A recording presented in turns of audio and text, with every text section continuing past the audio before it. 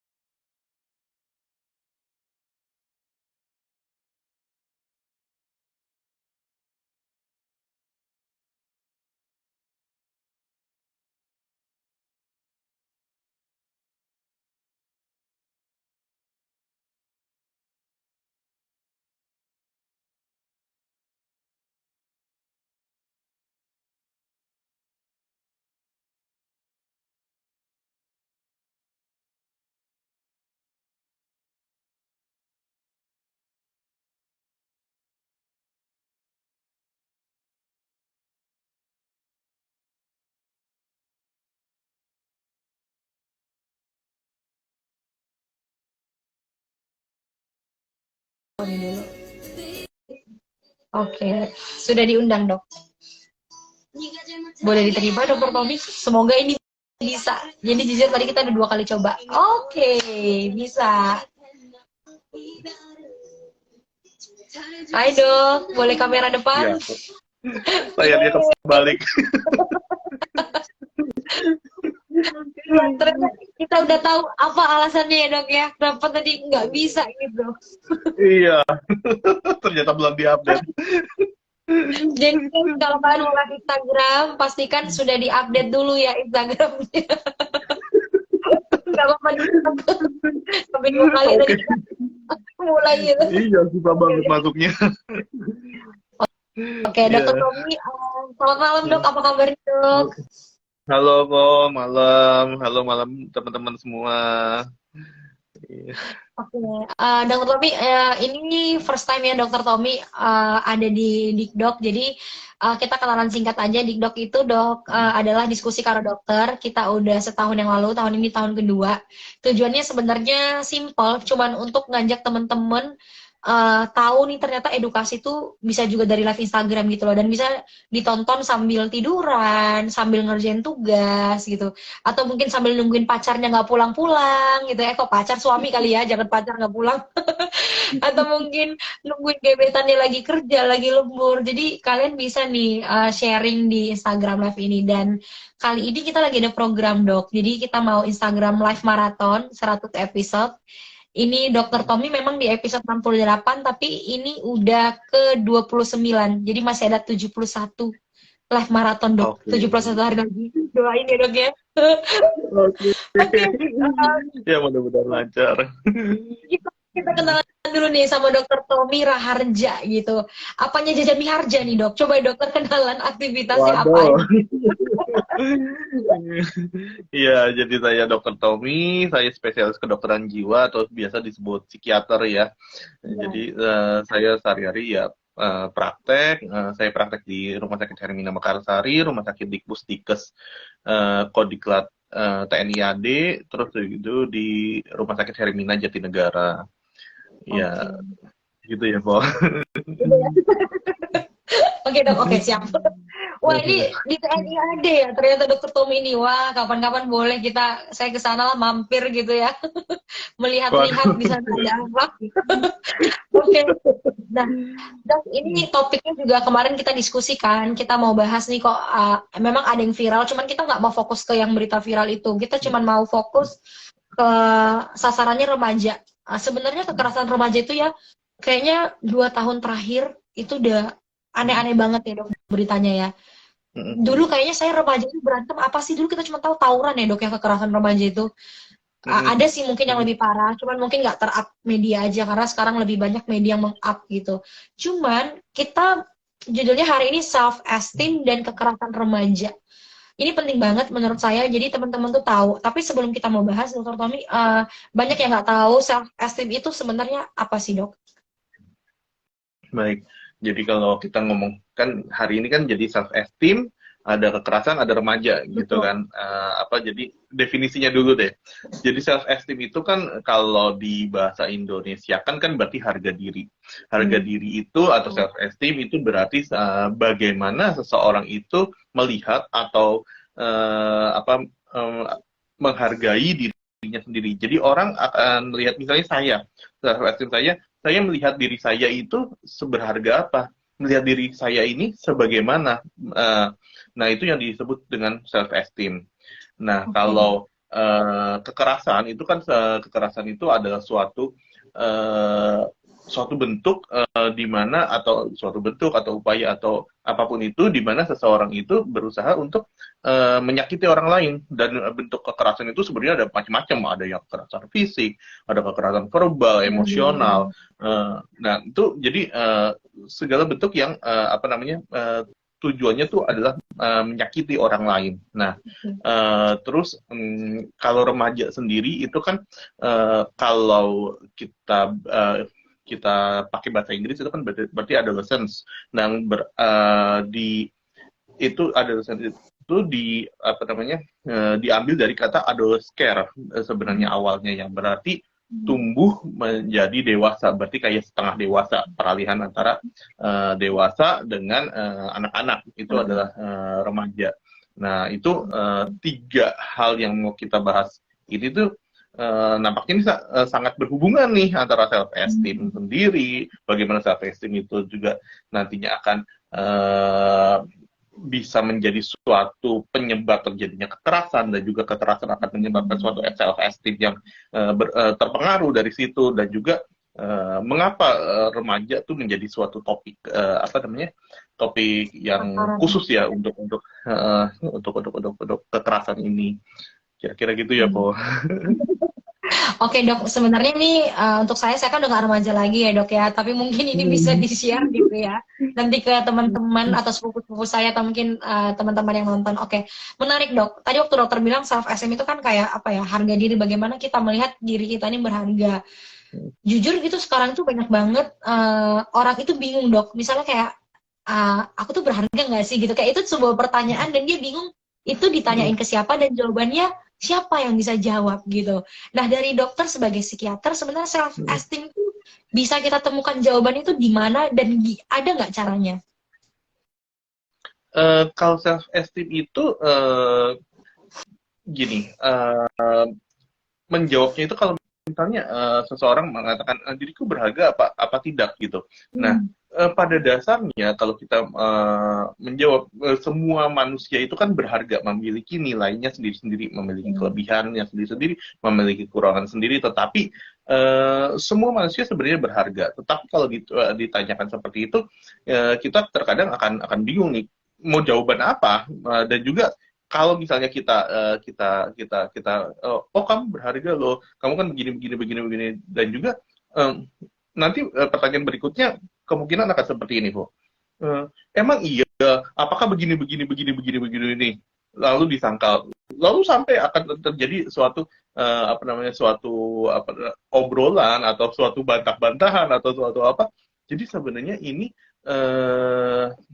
inginnya dijawab seperti apa tentang berharga atau enggak. Nah, sedangkan self esteem itu sebenarnya itu kan bagaimana seseorang itu menilai dirinya sendiri. Jadi self esteem itu gimana ya? Seseorang yang memiliki self esteem yang baik, seseorang yang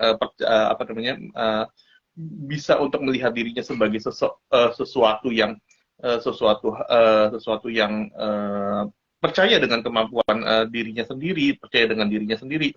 Tentunya mungkin dia tanpa bertanya itu, tanpa pandangan orang lain atau gimana, dia akan memandang dirinya sendiri. Oh, aku adalah seseorang yang berharga, aku adalah seseorang yang layak untuk dihargai, dan aku mencintai diriku sendiri gitu. Jadi kalau sudah ada pertanyaan adalah aku berharga atau enggak, atau bahkan mungkin bukan pertanyaan lagi terkadang, aku ini tidak berharga, nah itu terkadang kita harus berpikir ini mengapa sampai ada pertanyaan seperti itu, apa yang terjadi pada self esteemnya, dan mengapa self esteemnya menjadi seperti itu. Oke. Oke, berarti poinnya adalah sebenarnya pondasi tadi ya, pondasi kita mengetahui ya, maksudnya apa sih yang berharga atau kita mampu melihat bahwa diri kita ini berharga juga itu pondasi dasar tadi ya, Dok, pondasi dasar ke arah yang mau tadi kita bahas misalnya kekerasan atau yang lain-lain. Oke, Dok. Kalau dihubungkan tadi kan kata dokter ini ada garis merahnya nih dari self esteem ke kekerasan. Nah, kekerasan itu kan tadi dokter bilang bentuk bentuk menyakiti, maksudnya ya menyakiti orang lain ya, bisa dari fisik, verbal atau lain-lain. Intinya itu menyakiti orang gitu. Jadi kekerasan ini apa? Kenapa berkaitan sama self esteem tadi, Dok? Baik. Nah, jadi seseorang itu bisa jadi gini. Seseorang untuk melakukan sesuatu, apapun itu melakukan sesuatu, entah kekerasan atau apapun itu, sebenarnya itu adalah suatu pilihan yang diambil oleh seseorang itu sebenarnya sudah dari jauh-jauh hari. Cuman pada saat itu seseorang itu mempunyai kesempatan untuk melakukan itu, dan dalam hal ini kita akan membahasnya tentang kekerasan. Nah, jadi seseorang sampai melakukan kekerasan itu penyebabnya tuh sebenarnya udah ada rangkaian tuh dari sebelum-sebelumnya gitu. Ya, yang kita melihat sampai orang itu melakukan kekerasan, bagaimana dia itu hidup selama ini gitu. Nah, seseorang itu kaitan eratnya dari self esteem dan kekerasan kira-kira akan seperti ini. Seseorang itu kekerasan itu atau self esteem itu dipengaruhi oleh banyak faktor kalau dalam psikiatri. Nah, faktor-faktor yang berpengaruh itu seperti faktor dari kepribadian seseorang, juga faktor dari bagaimana pola asuhnya. Nah, pola asuh pada masa kecil itu dia itu akan mempengaruhi seseorang itu bagaimana sekarang. Jadi seseorang yang dengan pola asuh yang mungkin banyak melihat kekerasan dalam keluarganya, lalu juga banyak diperlakukan dengan keras oleh orang tuanya dan sebagainya pada masa kecil. Nah, mungkin ini akan berdampak menjadi sesuatu di masa depannya. Juga selain pola asuh juga bagaimana seseorang itu misalnya di sekolah dengan teman-temannya, mungkin ada bullying dan sebagainya. Nah, itu akan mempengaruhi bagaimana seseorang akan menilai dirinya sendiri. Jadi rangkaian yang seperti itu akan menimbulkan seseorang akan lama-kelamaan akan berpikir seperti ini. Apakah diriku berharga? Kalau diriku berharga, tentunya aku tidak akan dimarahin seperti ini. Tentunya teman-teman akan menyukaiku. Tentunya teman-teman akan mengajak aku main. Tentunya akan bla bla bla bla bla bla dan banyak sebagainya. Itu mungkin tidak terucap secara langsung, tetapi itu adalah suatu pertanyaan biasanya di alam bawah sadar dari seorang manusia. Nah, itu yang mempengaruhi terjadinya self esteem yang mungkin agak kurang atau buruk, kita sebut seperti itu. Nah, orang dengan self esteem yang kurang baik, nah hidup ini kan sebenarnya banyak stresor-stresor yang ada dalam hidup ini. Nah, dan stresor itu tentunya akan terus ada seiring dengan jalannya hidup. Kayaknya kalau tanpa stresor hidup ini kayaknya sulit ya, Boy ya. Nah, bagaimana seseorang itu menghadapi stresor itu? Nah, itu akan dipengaruhi banget oleh self esteem itu. Seseorang dengan self esteem yang baik tentunya akan menghadapi stresor-stresor itu dengan percaya diri, dengan kalau kita sebut ada namanya tuh mekanisme pertahanan jiwa gitu. Jadi seseorang dengan self esteem yang baik mungkin dia akan misalnya stresornya apa ya? Kalau anak remaja itu biasanya mungkin, oh aku mau ujian nih, mau ujian nasional atau apa gitu. Nah, kalau seseorang dengan self esteem yang jelek itu tentunya akan memandangnya, aduh apakah aku bisa ujian ini?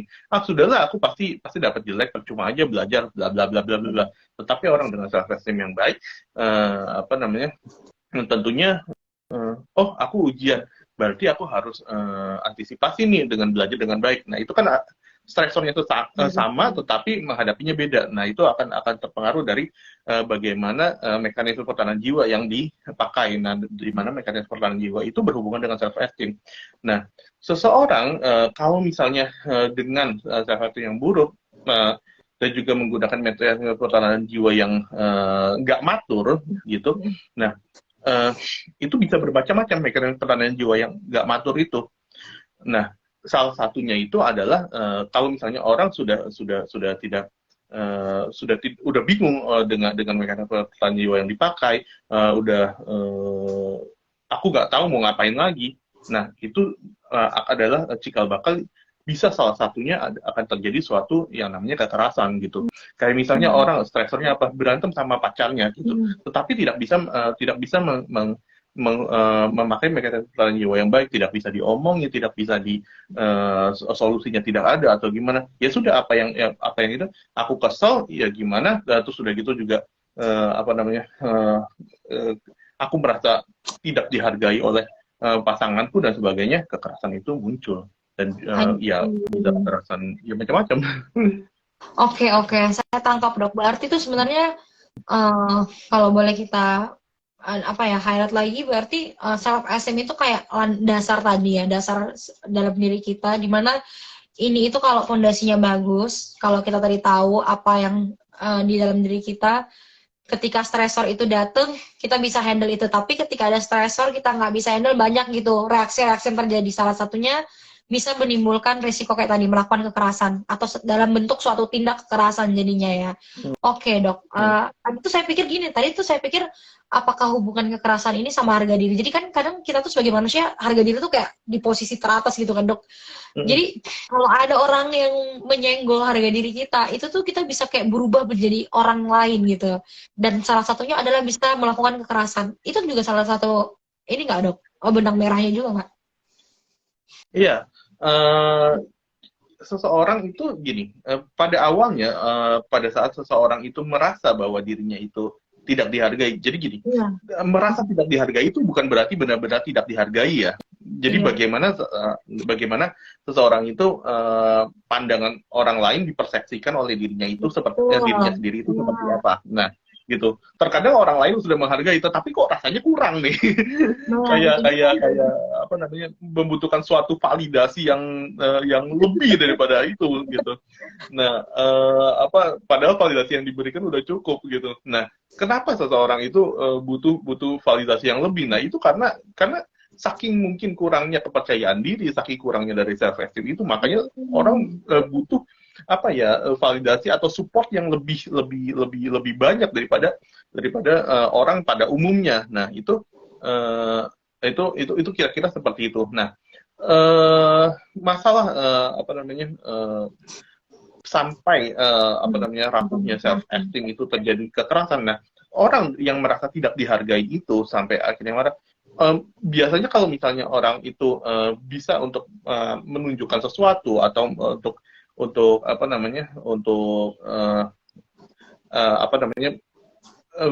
kan kalau di alam bawah sadar aja seperti ini. Oi, hargain dong aku gitu. Nah, bagaimana meminta itu kan apa yang orang itu akan berperilaku kayak meminta itu secara tidak langsung. Nah, pada orang-orang yang sudah terbiasa terdidik dari pola asuh yang dari dulunya juga masih kecilnya juga dididik dengan kekerasan, juga juga tidak bisa mungkin tidak bisa juga menunjukkan oh aku layak dihargai dengan misalnya melakukan sesuatu. Nah, itu akan mungkin cara yang dia lakukan adalah ya sudah, misalnya marah atau misalnya memukul, atau mungkin bahkan kekerasan yang secara tidak langsung, misalnya dengan kekerasan verbal atau memberikan tekanan-tekanan di emosi kepada orang lain. Tujuannya adalah apa? Tujuannya adalah supaya hargain dong aku gitu. Dengan kekerasan itu orang lain menjadi misalnya dengan kekerasan itu orang lain menjadi takut. Dengan takut itu adalah suatu bentuk nampaknya itu menjadi suatu bentuk validasi untuk orang itu. Oh, berarti dengan aku ditakuti, aku berarti dihargain dan self esteemku akan naik seperti itu kok. Oke, Oke, saya tangkap. Iya, benar-benar ya. Terus dok, kita mau sambungin nih ke remaja gitu. Mungkin boleh sebelum kita share kenapa remaja? Boleh dikatakan remaja itu kita reminder lagi dok, umur berapa ke berapa? Saya kan nggak termasuk remaja dok ya, biar saya tahu diri aja gitu. Umur berapa ke berapa dok? Umurnya kalau remaja itu kan ada yang remaja apa namanya remaja awal, remaja apa Oh, namanya menengah, terus udah gitu juga remaja yang sudah lanjut ya. iya. Jadi awalnya remaja itu tuh dari umur apa namanya 10 sampai 12, kalau yang tengah-tengah itu yang 13 sampai 15, lalu remaja akhir itu tuh yang apa namanya 15 sampai 19 tahun. Nah, itu apa namanya di mana di masa remaja itu seperti yang tadi apa Di saya sampaikan antara bahwa itu ya. remaja itu kan lagi peralihan nih menuju ke dewasa. Nah, di sana kalau kita sambungin ada suatu namanya teori teori apa namanya teori perkembangan itu kan dari Erik Erikson itu nanti akan seseorang itu tuh ada um, antara dia itu menemukan identitasnya ataukah dia malah jadi role confusion. Jadi role-nya dia sebagai identitasnya jadi bingung nih karena seseorang pada masa-masa seperti itu tuh lagi mencari jati dirinya seperti apa. Nah, itu akan apa namanya terjadi emosi yang apa namanya uh, seringkali belok-belok nih nggak gitu stabil. Nah, itu apa namanya self esteem itu akan berpengaruh banget nih di situ. Oke, oke, dapat dapat. Kenapa remaja tadi? Jadi sasaran yang paling berpeluang tadi ya dok ya. Oke tadi Hmm. karena dia kayak lebih mudah gitu ya mempengaruhi self esteem dia tadi. Oke, dok boleh sharing nggak bentuk kekerasan gitu? Maksudnya remaja ini tuh sekarang tuh fatal-fatal ya dok ya apa yang dilakukan remaja. Kadang kita tuh kayak kok bisa gitu. Jadi remaja itu harus apa gitu loh dok supaya mereka tahu oh gue harus gini nih supaya gue juga tidak melakukan hal yang ini karena itu pun nanti akan merusak masa depan mereka juga dok kalau sampai. Oke, gini, kalau harus melakukan apa itu, ini pertanyaannya agak agak Bisa agak ya? agak sulit ya, karena Iya, Tuhan ada apa namanya rumusnya. kalau harus melakukan apa itu kan sebenarnya sudah ada rambunya gitu ya. Iya, Apa yang iya. hal yang baik dilakukan adalah ini, hal yang tidak baik dilakukan adalah ini. Tetapi seringkali seseorang itu sudah mengetahui hal yang buruk apa, tapi kok dilakuin juga gitu ya, Ada Bo. tanpa sadar antusiasnya kadang ya. Nah itu kan yang jadi sulit seperti itu, dan juga pada remaja Hmm, itu kalau misalnya kalau misalnya dinasehatin atau gimana juga seringkali bener. eh, kadang tuh jadi lebih percaya pada lingkungan sekitar gitu daripada misalnya orang tua dan sebagainya. Iya. Ya nggak apa-apa sih, maksudnya itu kan memang perkembangannya memang seperti itu gitu. Jadi memang lingkungan lingkungan sekitar, sosial, sekolah dan sebagainya itu adalah sesuatu yang penting banget apa namanya dalam dalam masa masa remaja gitu. Kalau apa tapi kalau apa yang harus dilakukan pada dasarnya gini, eh,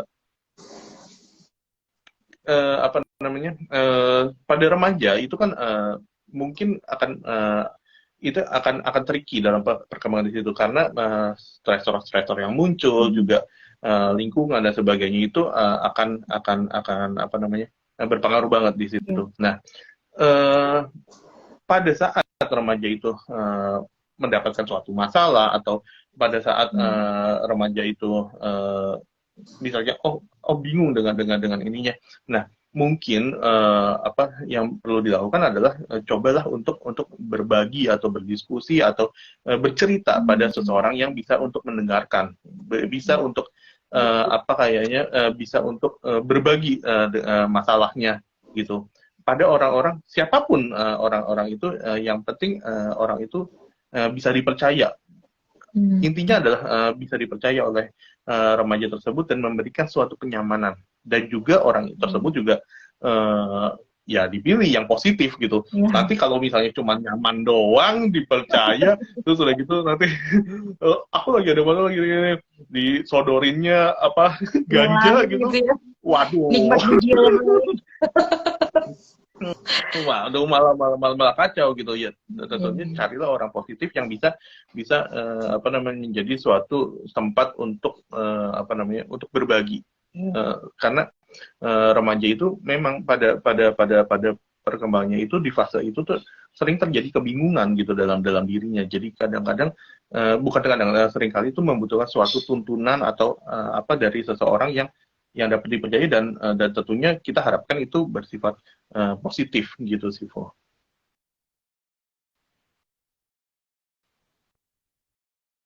Hmm. Eh, nggak kedengeran kok. Oke, Tes, tes.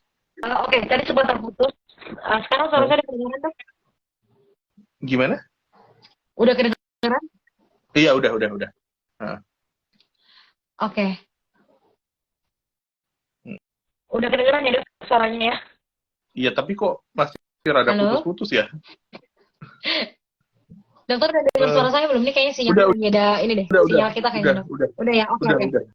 Oke, Dok. Eh, Ini kita coba jawab dulu ya, satu-satu ya. Ada beberapa yang kerja nih, Dok. Kayak gini juga. Dulu kan saya sempat di Jogja ya, Dok. Waktu saya di Jogja itu kayak apa ya, pembacokan, begal-begal itu nggak ada, Dok. Terus 2 tahun terakhir itu kayak Jogja itu lagi krisis kayak gitu, sampai ada larangan keluar di atas jam 10. Padahal dulu kita kalau keluar jam 12, jam 1 itu masih aman. Nah, ini ada pertanyaan nih.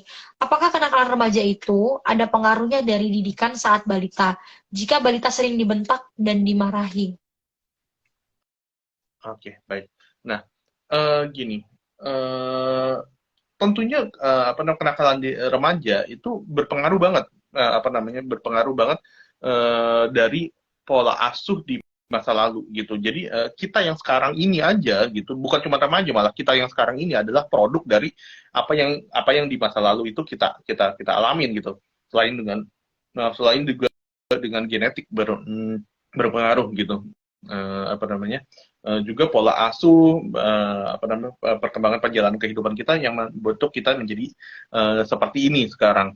Nah, uh, kenakalan apa namanya pada remaja atau bukan bahkan kita ngomong bukan kenakalan pada remaja aja deh.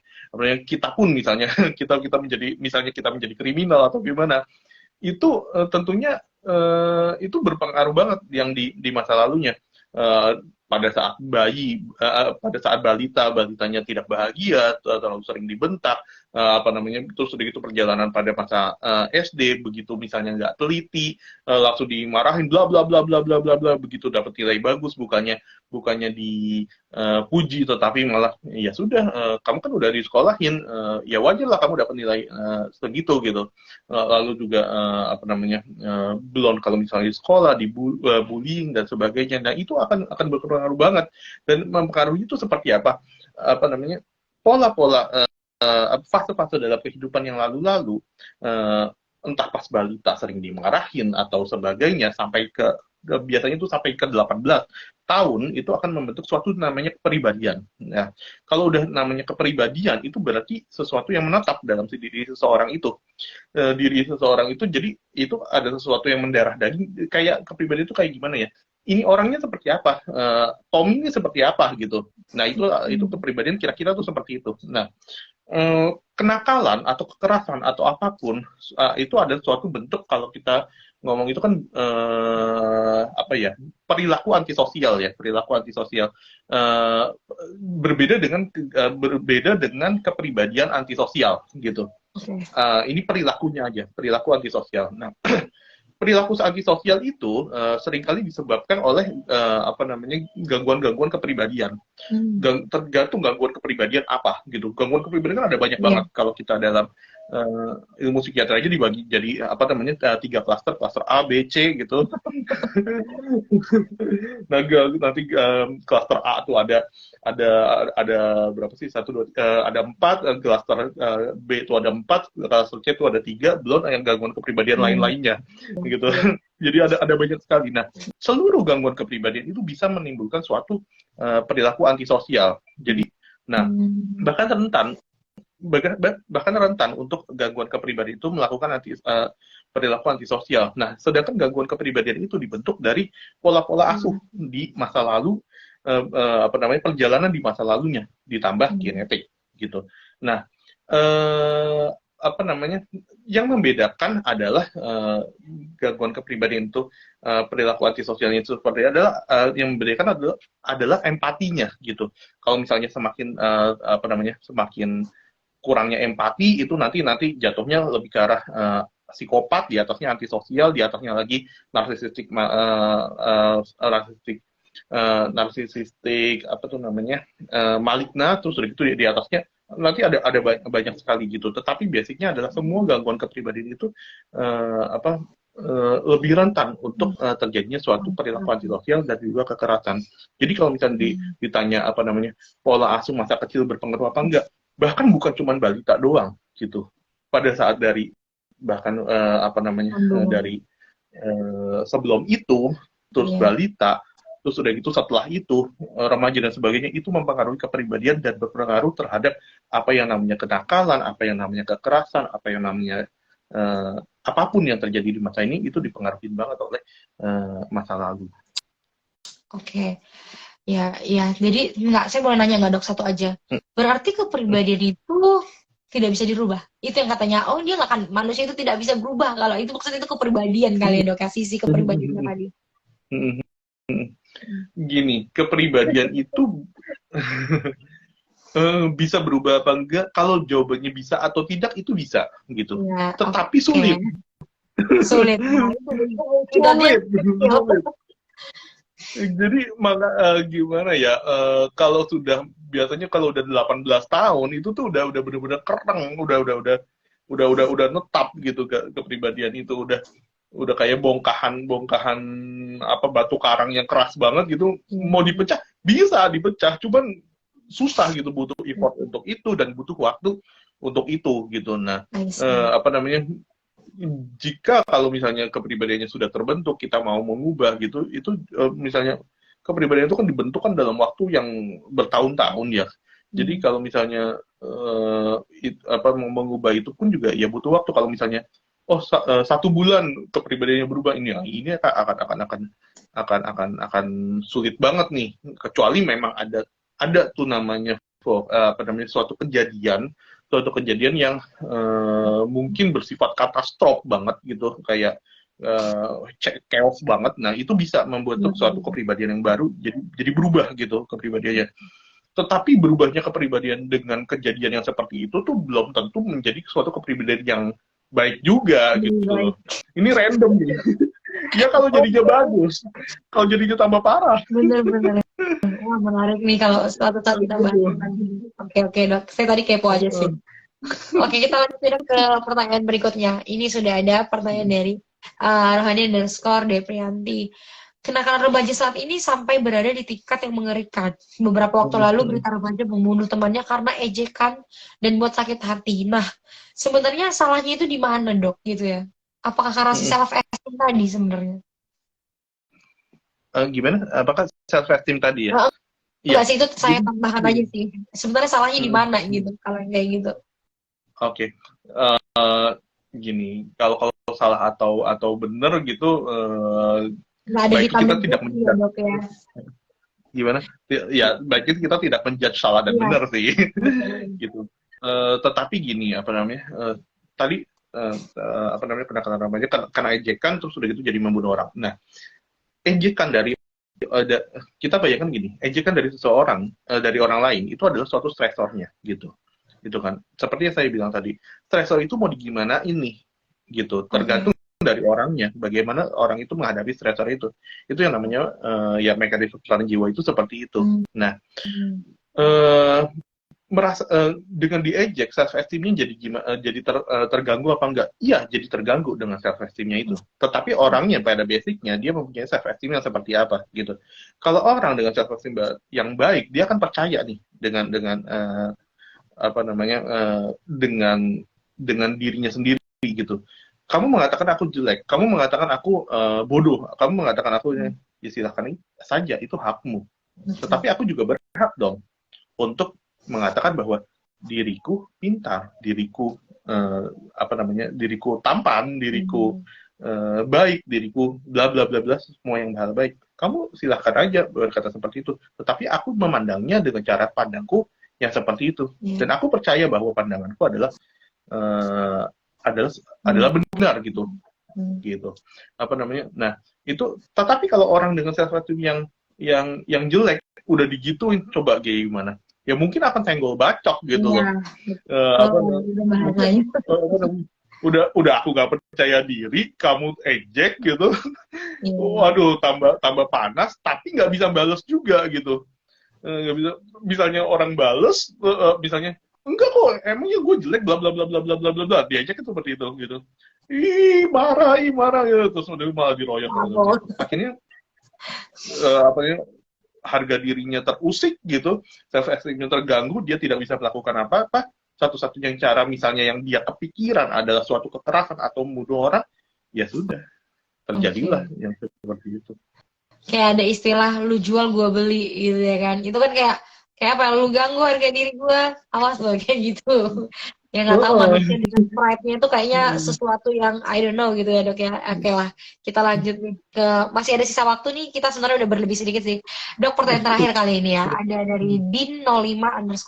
Izin bertanya dokter, lihat sifat kepribadian kita tuh gimana ya dok ya? Oke, sifat kepribadian tuh wah Harus ini bertanya sama orang, gue gimana nih menurut lo gitu.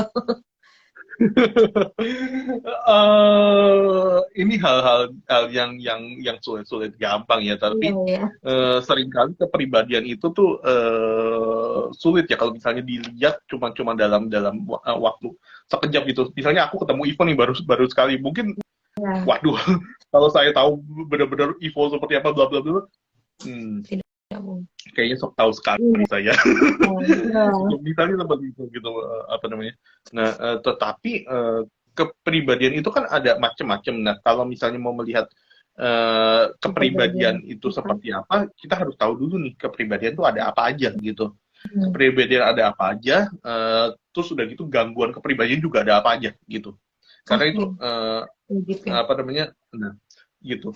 Nah, kalau kepribadian itu kan tadi seperti yang saya bilang adalah kita nih kepribadian itu adalah ya udah, misalnya saya Tommy itu seperti apa, ya sudah, itulah kepribadian. Karena aku ya sesuai dengan kepribadianku ini seperti apa gitu. Dilihat ya, melihat kepribadian, kita harus dulu kalau kita mau memandang diri kita sendiri, ini saya kepribadiannya ini kayak gimana, kita sadarin dulu diri kita ini seperti apa gitu. Bagaimana pola pikir kita, bagaimana pola perilaku kita, bagaimana cara kita menghadapi suatu masalah, bagaimana cara kita untuk apa namanya, ya apapun yang kita lakukan dalam hidup ini. Nah, itu kita akan tergambar tuh apa namanya, kita nih orang ini seperti apa gitu. Dan jangan lupa bahwa gini, sesuatu yang misalnya orang gini, aku terlalu teliti gitu, bukan teliti ya gitu. Teliti kan hal yang baik ya, tapi kalau terlalu teliti kan juga jadi apa namanya, nanti kerja terlalu teliti malah diperiksa terus gak kelar-kelar gitu. Nah, misalnya aku merasa diriku kok terlalu teliti, kenapa? Pada saat aku apa namanya, misalnya matiin kompor gitu, dicek berulang kali. Nah, kita sadar tentang hal itu. Wah, ini adalah salah satu dari yang perilaku kita nih, gitu. Nah, perilaku kita itu mungkin ada dampak dari masa lalunya kita juga. Kenapa kita bisa sampai seperti itu? Nah, itu yang kalau misalnya kita sering mau melihat ini kepribadian seperti apa, kita akan menyambungkan dalam suatu apa namanya, kalau di psikiatri itu kan ada teori-teori perkembangan ya, teori-teori perkembangan yang kok bisa orang ini seperti itu di masa depan, kok bisa seperti itu. Nah, kita kan menggabungkannya ke situ. Jadi ada perjalanan sampai seseorang itu membentuk suatu kepribadian seperti apa. Dengan digabungkan seperti itu, lalu dilihat kepribadian yang seperti yang sekarang ini seperti apa, disitulah kita bisa lihat, oh ini orang kepribadiannya seperti apa. Oke. Gitu-gitu. Tapi itu hal yang rumit sekali, Vo. Gitu. Jadi yang pertama ya, kalau misalnya kita melihat kepribadian seperti apa, ya kita harus tahu dulu kepribadian itu ada apa aja gitu. Di apa namanya dipelajarin dulu mungkin ya kepribadian seperti apa, gangguan kepribadian seperti apa. Nah, diri kita kayak gimana nih? Itu kayak gitu. Oke, Dok, terakhir boleh ya? Nih Ivo terakhir terus nih, ini terakhir deh, karena dia nyambung sama judul kita hari ini. Oke, gini kali ya. Ini Dok yang paling bawah. Saya tuh pernah ada sharing gitu sama psikiater juga, Dok. Jadi sebenarnya peran psikiater itu juga sebenarnya harusnya ya sangat amat berperan dalam dunia pendidikan. Dulu kan kita jarang banget ya, Dok, tahu psikiater. Taunya psikiater tuh kalau sakit gitu ya. Sebenarnya peran psikiater tuh bagus. Nah, sekarang tuh ada pertanyaan, dokter gimana sih peran pendidikan itu untuk mencegah kenakalan remaja ini? Oke. Peran pendidikan dalam kenakalan remaja gini.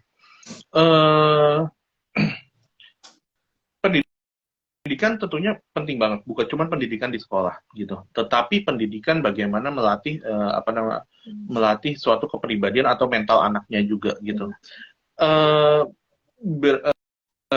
Sebagai pendidik tentunya kita harus selain untuk mengajar, kita mencoba untuk memahami anak didik kita ini seperti apa gitu. Paham tentang kesulitan-kesulitan yang mereka alami, benar-benar memahami tentang hal itu. Nah, pada saat anak didik itu mengalami kesulitan dalam hal apapun itu, cobalah untuk bertanya pada mereka. Cobalah untuk menjadi sosok yang dapat dipercaya sama mereka, sehingga mereka pun juga bisa bercerita secara luas pada kita. Karena kalau misalnya kita itu tidak dipercaya oleh anak didik kita, bagaimana anak didik kita mau menyampaikan apa yang mereka keluhkan atau apa kesulitan-kesulitan mereka pada kita, gitu. Dan pada saat mereka menyampaikanlah, carilah solusi untuk menghadapi apa permasalahan-permasalahan itu. Bukan dengan menjudge, bukan dengan suatu kekerasan, bukan apa, tetapi memahami anak didik ini, apa yang dibutuhkan oleh anak didik ini, gitu. Oke, Dok, ini sambungan yang tadi ya. Tadi kan dokter sempat spill, orangnya sama nih Kak Sabella di sini. Apakah kurangnya interaksi kepada orang sekitar dan orang tua adalah salah satu faktor yang bisa menyebabkan terjadinya kenakalan remaja, Dok? Itu perlu apa ya, maksudnya kita perlu lebih memperhatikan gak anak-anak remaja yang mungkin kayak kurang interaksi, apalagi sama orang tua dan orang sekitar. Iya, gimana? Gini, kurangnya interaksi pada orang tua atau suatu kerabat-kerabat yang dekat itu akan mempengaruhi banget dengan entah kenakalan remaja, entah juga kepribadian dari seseorang itu, gitu. Jadi kalau kita sambungin dalam teori yang ada gitu, itu adalah yang namanya self mirroring gitu. Jadi seseorang tuh butuh untuk di mirror tuh. Jadi seseorang misalnya habis melakukan sesuatu gitu. Kayak aku berkata pada Ivo gitu, aku baru lulus ujian nih dapat nilai A loh gitu. Nah, Ivo tuh sebagai mirrorku gitu. Jadi ada kayak pengembalian dari Ivo nih seperti apa ke aku gitu. Wih keren, Tommy top ini. Atau mungkin misalnya Ivo, alah begitu doang Tom. Nah itu mirror yang seperti itu. Nah self mirroring itu penting banget, apalagi pada saat anak-anak itu masih kecil dari orang tuanya gitu. Nah kalau itu tidak terselesaikan dengan baik, nah itu akan mempengaruhi ya lagi-lagi ke self esteem itu dari seseorang, nggak pernah di mirror dengan baik gitu loh. Nah self esteem itu akan berpengaruh terhadap macam-macam itu, ya kekerasan, ya kepribadian, ya sebagainya, itu bisa bisa rembetannya itu macam-macam banget, itu kayak gitu. Nah, apa namanya? Seandainya nih, pertanyaan selanjutnya adalah begini. Seandainya orang tuanya memang seperti itu, kepribadian orang tuanya seperti itu, apa namanya? Memang orang tuanya tuh keras, nggak mau dengerin anak, maunya didengerin tapi nggak mau dengerin, terus udah gitu, ya udahlah, apa namanya? Ini mau digimanain lagi, udah nyerah nih, apa. Terus mau gimana? Ya sudah, berarti kita harus memilih cara yang lain. Orang seandainya dapat dari orang tua itu adalah hal yang positif banget, itu hal yang baik banget. Tetapi kalau misalnya itu memang sulit banget untuk diraih, sulit banget, kayak udah, aduh orang tua gue udah nggak bisa nih kayak begini gitu. Mau gimana? Cobalah cari dari teman, dari kerabat-kerabat terdekat yang lainnya gitu. Jadi apa namanya? Dicoba mencari orang lain yang jadi kayak penggantinya mirroring dari orang tuanya itu gitu loh, kok gitu. Karena setiap orang itu memiliki ada yang namanya itu self object. Self object itu adalah sesuatu yang harga mati harus dimiliki oleh seorang manusia. Kayak itu adalah self object itu kayak gimana ya? Orang itu akan menganggap self object itu adalah bagian dari dirinya sendiri. Kayak misalnya saya menganggap tangan saya adalah bagian dari diri saya gitu. Nah, orang akan menganggap self object itu gitu, seberharga itu self object itu. Nah, kalau orang dengan self object itu nggak punya self object itu gitu, dia itu akan ya, hidup akan apa namanya, akan uh, bingung sekali gitu, seperti itu akan goyang sekali gitu. Nah, self object itu bisa didapat dari orang tua gitu. Kalau memang memungkinkan, tetapi kalau misalnya tidak memungkinkan, cobalah cari self object yang lain. Mungkin sepupu, mungkin tante, mungkin teman-teman, mungkin apa. Ya, kalau memang tidak memungkinkan dari orang tua, ya sudah kita cari yang lain yang bisa untuk menyeimbangkan hal itu. Karena pada dasarnya setiap sesuatu itu bukan tentang gak bisa, bisa atau gimana, tetapi adalah keseimbangan. Gak bisa di suatu hal, kita bisa seimbangkan di hal yang lain. Kira-kira gitu, Fo. Oke, wah dokter, ini kita almost 1 jam teman-teman ngobrol, padahal harusnya 20 menit ya guys ya. Ini spesial nih sama dokter Tommy, biar aja dokter Tommy ngobrol terus saya biarin aja sih. Oke. Teman-teman makasih banyak nih udah nanya-nanya. Jadi kita memang lagi udah di penghujung acara nih, dan sebelum kita pisah, teman-teman kalau memang butuh bantuan atau pengen sharing ke dokter Tommy atau ke siapapun, kayak tadi kita perlu banget ya, poinnya adalah yang saya tangkap dok, di ujungnya malah ya ternyata kayak kita tuh harus tahu ya, kayak tadi untuk dapat self esteem tadi, kita tuh harus tahu self object kita tadi apa, supaya kita bisa mengontrol semua yang datang ke kita begitu. Oke dok, kalau misalnya teman-teman mau sharing sama dokter, mau ketemu dokter itu baik online ataupun offline, dokter boleh sharing lagi, dokter bisa ditemuin di mana aja di mana aja gitu, bisa di mana aja dok? Ya kalau saya sih praktek di Rumah Sakit Hermina Mekarsari, lalu Rumah Sakit di Pusdikes, terus sama di Rumah Sakit Hermina Jatinegara. Oke, ini sudah ada nih balasan dari Kak Sabelas. Sangat dimengerti dok, thanks banget kakak dan dokter sudah menjawab, nambah banget pengetahuan barunya, amin. Semoga membantu juga ya penonton-penonton yang lain. Oke. Dokter kalau yang nggak punya ongkos ke Jakarta, dokter boleh di DM Kak, atau ada telemedicine, atau misalnya bisa konsul online. Apa ya? Halo dok. Halo dok, Mama Yes dok. Oke, boleh konsul di Halo Dok dan di Yes Dok. Nanti cari aja sama Dokter Tommy Raharja, atau boleh follow nih Instagramnya Dokter Tommy di raharja.tommy. Nanti Dokter Tommy biasanya banyak kok, tadi saya juga kepoin profilnya, lumayan juga sering sharing-sharing. Oke deh. Oke, dok, ini kita udah mau istirahat semua nih, teman-teman. Makasih banyak ya yang udah join. Jangan lupa besok kita masih ada live maraton di jam 8 malam. Jangan lupa join. Kalau gitu, Dokter Tommy makasih banyak ya dok. Iya, sama-sama. Semoga bermanfaat. Amin. Dok, jangan capek-capek kalau nanti saya ajak-ajak yang lain ya dok ya. Kalau gitu, Dokter Tommy selamat istirahat. Teman-teman selamat istirahat, selamat malam semuanya. Sampai ketemu lagi besok. Dadah. Selamat malam, dokter. Dadah. Malam, teman-teman.